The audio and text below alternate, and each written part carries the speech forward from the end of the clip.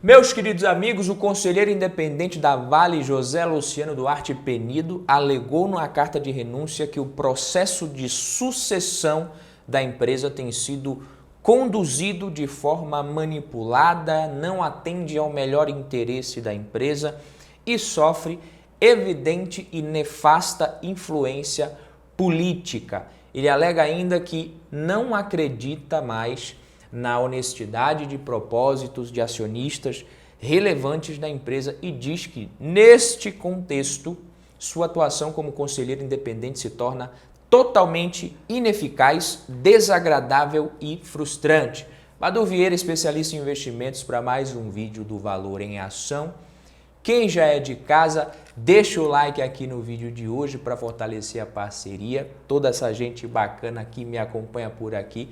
Se você faz parte deste grupo, deixa o seu like aqui, que no vídeo de hoje, o que a gente vai ver? Primeiro, nós vamos ver o que é isso, o que está acontecendo na Vale, a que tipo de manipulação e a que tipo de evidente e nefasta influência política esse conselheiro pode estar se referindo. 2, vamos ver como que isso impacta a governança da empresa, a governança da Vale, e vamos ver também os fundamentos da Vale e como um possível impacto na governança poderia acabar refletindo num impacto negativo também nos fundamentos da empresa e, consequentemente, obviamente, no preço das ações no médio e longo prazo. E, por fim, eu vou dar a minha opinião. Se eu estou comprando, se eu estou vendendo ações da Vale agora, o que eu estou fazendo, o que eu acho de tudo isso. Primeiro, o que está acontecendo na Vale? Basicamente, o que acontece é que um membro do conselho renunciou e escreveu uma carta esclarecendo os principais motivos para ter chegado àquela decisão e, dentre esses motivos, ele colocou um monte de conflito de interesse, um monte de coisa que ele discorda, que ele não concorda, que está acontecendo nos bastidores por trás das decisões que estão sendo tomadas com relação ao futuro da empresa. O que isso impacta? De que forma isso impacta na governança da Vale? É isso que a gente precisa entender. Quais são os impactos que isso tem na governança? E primeiro a gente precisa saber o que é governança corporativa, que é esse nome composto, bonito, né? É legal de falar. Muita gente vai te dizer que você precisa escolher ações de empresas com boa governança corporativa, mas se você perguntar o que é isso, essas mesmas pessoas não vão saber nem te explicar na hora exatamente, a maioria pelo menos. Então, governança corporativa é o sistema pelo qual empresas e outras organizações são dirigidas, monitoradas, incentivadas, tudo isso envolvendo os relacionamentos entre o conselho de administração, diretoria, os órgãos fiscalizadores, acionistas minoritários e controladores, o Estado também e demais partes interessadas, credores, enfim.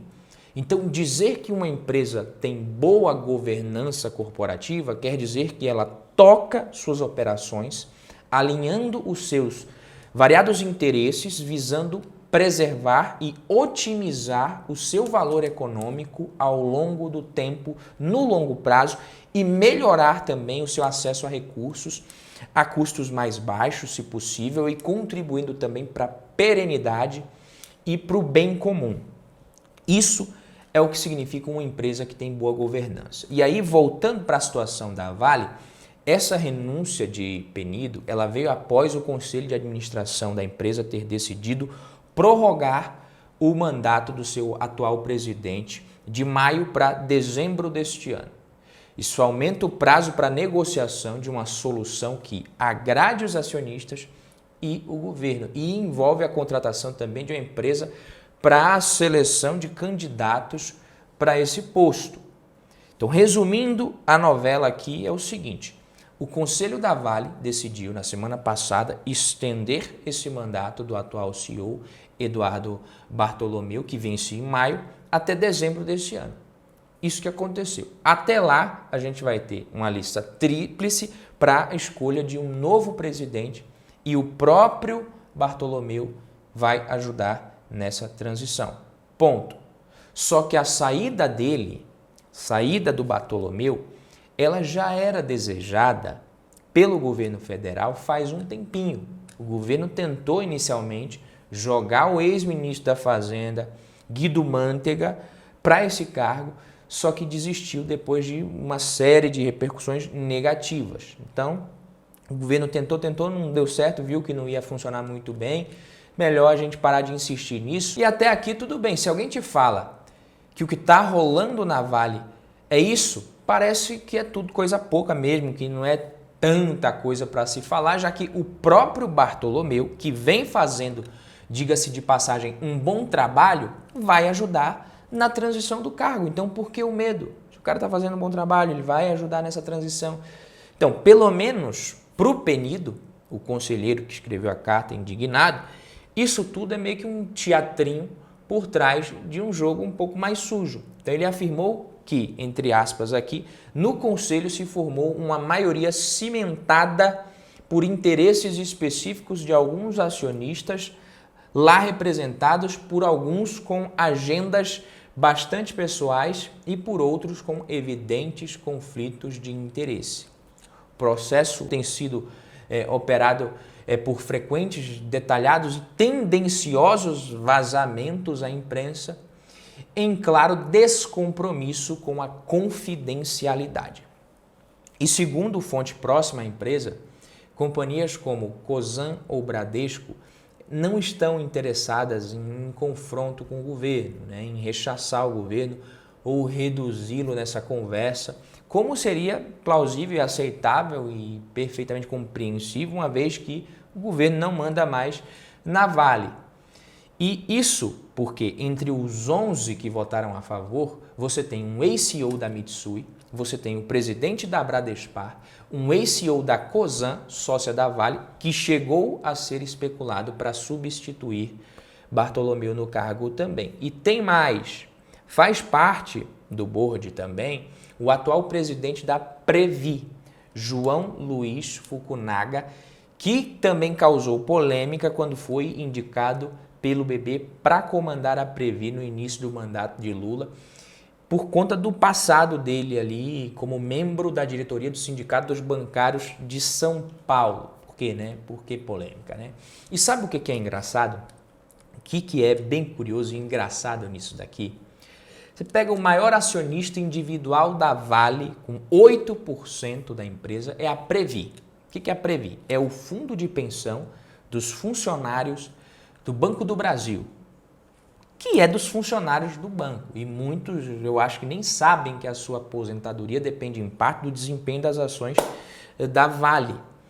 Mas aí seria legal perguntar que tipo de presidente esses futuros aposentados querem no comando da Vale. Eles querem um presidente que realmente vai administrar a empresa visando geração de valor, ou se eles querem ali alguém que toque aquilo com os fins políticos, enfim. Outro executivo ligado à empresa também disse que essa solução alternativa pode ser interpretada de duas formas, abre aspas. A primeira é que o board barrou a influência política e a segunda é que o board não colocou o governo para correr, só colocou em banho-maria. E aí, meus queridos amigos, se fica constatado, por exemplo, nesse caso, que o conselho da empresa não está fechado com os minoritários, realmente a gente pode ter um problema maior no horizonte. Podemos, não temos ainda, podemos. E como que esse tipo de coisa pode impactar nos fundamentos da Vale? O que muita gente acredita é que no quesito de alocação de capital, a Vale ela poderia ser usada para alinhar suas decisões mais para o lado dos interesses do governo. E nesse meio, você teria possivelmente troca de favores, já que o governo, como eu falei, não manda mais lá dentro oficialmente. E aí, nesse caso, esses investimentos não teriam o foco maior na geração de valor para os acionistas da Vale. Caso você não saiba, você pega o fluxo de caixa dos investimentos de uma empresa como a Vale ou como a Petrobras, por exemplo, é uma mini bala de bazuca na economia brasileira. Pode impactar bastante. Não é o investimento que você faz na sua micro e pequena e média empresa. Estamos falando de gigantes aqui.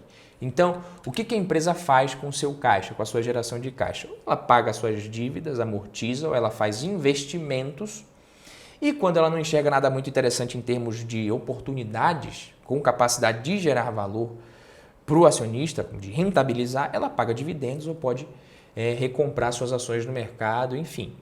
O ponto que levanta incerteza e receio por parte do mercado com relação à Vale, principalmente depois dessa carta, é que, dois pontos, se a Vale não enxerga nada muito interessante, mesmo que ela não enxergue nada muito interessante em termos de oportunidades de investimento, com capacidade de gerar valor para o negócio, sempre existem investimentos que uma empresa como ela pode fazer, que fazem sentido e geram valor e popularidade para um governo. Então, aí que está a incerteza e a desconfiança. E isso, claramente, não alinharia os interesses da empresa, não preservaria e otimizaria o seu valor econômico de longo prazo, não iria melhorar o acesso a recursos a custos mais baixos e não contribuiria para a perenidade do negócio da Vale. Então, está aqui o impacto na governança. Isso porque o caso da Vale é diferente da Petrobras, por exemplo. Não é uma empresa que tem tanto poder de maquiar a inflação ou de causar o impacto ali no custo dos bens e serviços na cesta média, porque você tem combustível diretamente, impacto direto na veia da inflação. No caso da Vale, não.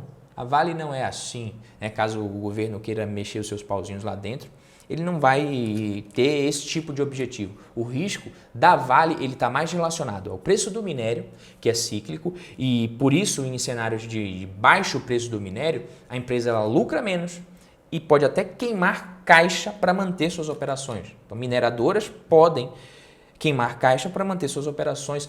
Empresas produtoras de commodity em geral podem precisar fazer isso durante períodos em que a sua commodity está sendo negociada a preços muito baixos.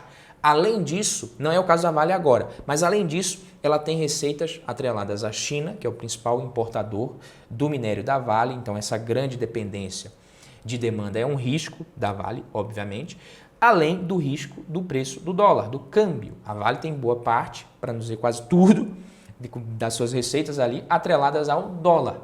Então, se a moeda americana cai frente ao real, a companhia sofre também. Mas esse tipo de risco que eu falei, o do descuido na alocação de capital, ele pode até não sufocar a empresa caso ela esteja gerando muito caixa, o preço do minério esteja bom.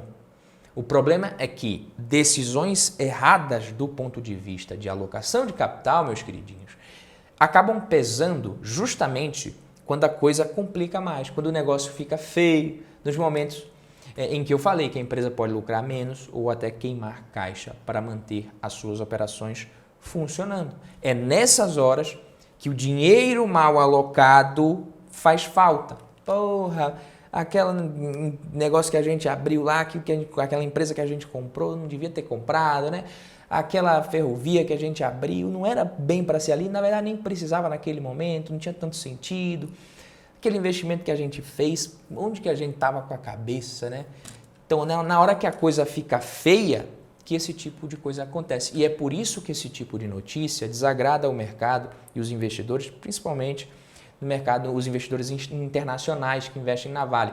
E é fácil entender, basta você dar uma olhada nos fundamentos da Vale e como eles podem ser impactados também. A Vale é uma empresa que tem boas margens, você pega aqui, ó, margem bruta lá em cima, margem EBIT lá em cima, margem líquida alta, margem EBITDA absurda, a margem da Vale na média aqui, desde 2014, pegando esse histórico, no investidor 10 acima de 31,95%, uma ótima margem.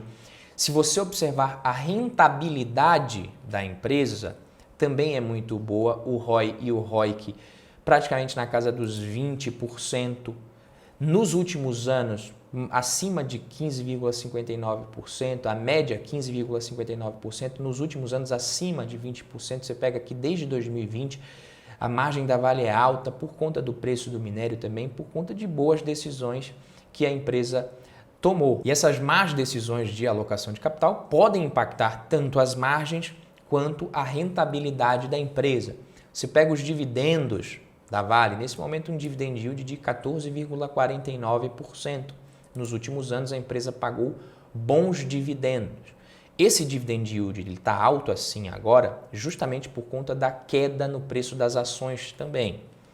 Então a rentabilidade, como eu falei, pode ser impactada, as margens, os dividendos também.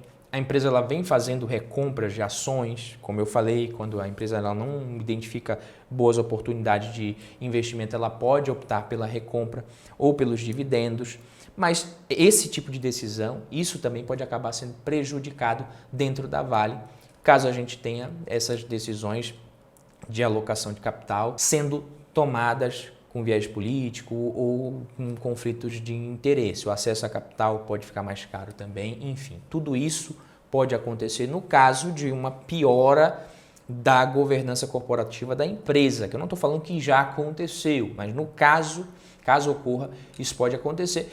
Mas a gente também não pode deixar de falar que a Vale afirmou ontem, dia 12, em comunicado, que a atuação do seu conselho no processo de definição do presidente da companhia está rigorosamente em conformidade com o Estatuto Social e com o Regimento Interno de Políticas Corporativas. Ou seja, mais ou menos falou o quê? Estamos jogando aqui com o regulamento embaixo do braço e não vemos motivos para este piti do nosso querido ex-conselheiro. E agora a parte mais legal do vídeo é o que eu vou fazer. As ações da Vale vêm caindo, mais de 20% no ano já a queda. No dia de hoje, especificamente dia 13, está subindo no momento que eu gravo esse vídeo e vem caindo por alguns motivos, dentre eles o preço do minério de ferro, isso é do jogo, está fora do controle da empresa, é cíclico, e a Vale ela é mais eficiente que a maioria das mineradoras do mundo. Nós temos uma das minas de maior qualidade do mundo inteiro, mais produtivas, com minério de bastante qualidade. Então, o preço do minério é um risco para todas e a Vale, com a sua eficiência, é a que sofre mais tarde esses efeitos de um preço mais baixo. Ela consegue gerar caixa com o preço caindo ainda mais. Nesse preço que o minério está nesse momento, a Vale ainda consegue gerar muito caixa, pagar dividendos, enfim.